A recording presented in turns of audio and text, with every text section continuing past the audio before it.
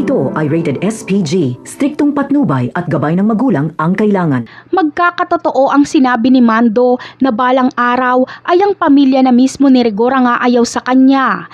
Ngayon ay malayo na ang loob ni Santino kay Rigor at hindi siya nito mapapatawad. Naiintindihan na ni Santino ang sitwasyon ng kanyang kuya Tanggol na kahit wala itong ginagawang masama ay laging pinagbibintangan ni Rigor. Pati ang loob ni Marites ay lalayo na rin kay Rigor at mapagtatanto niyang wala na siyang halaga dito. Naiintindihan pa noon ni Marites nung inaapi ni Rigor si Tanggol dahil malalim ang dahilan ni Rigor. Pero noong si Santino na ang sinaktan at kinulong ni Rigor ay hindi na ito maintindihan ni Marites dahil anak ni Rigor si Santino. Ang ibig sabihin lang nito ay walang halaga kay Rigor ang kanyang pamilya. Sa kabilang banda naman ay tatraydo rin nga ni David si Ramon. Makikipagkampihan si David kay Senyor Pacundo laban kay Ramon.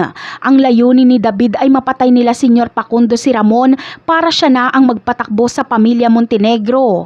At isa pa ay para pagkatiwalaan ni Pacundo si David na karapat dapat siya kay Catherine para siya ang gawing tagapagmana ng mga kabalyero.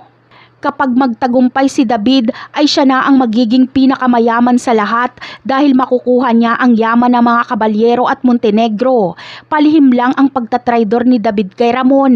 Magbibigay siya ng mga impormasyon kay Senyor Pacundo sa kung ano ang mga plano ni Ramon at ang mga susunod na hakbang nito. Samantala, matinding galit naman ang mararamdaman ni Senyor Pacundo kay Senyora Bettina kapag malaman niya ang ginawa nito kay Latinding. Guilty kasi si Pacundo dahil parang ipinahamak niya si Tinding dahil siya ang nagbigay ng regalo dito.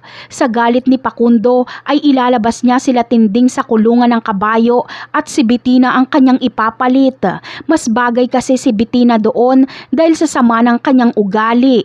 Ito ang kanyang karma. Kaya abangan na lang natin yan. Bye!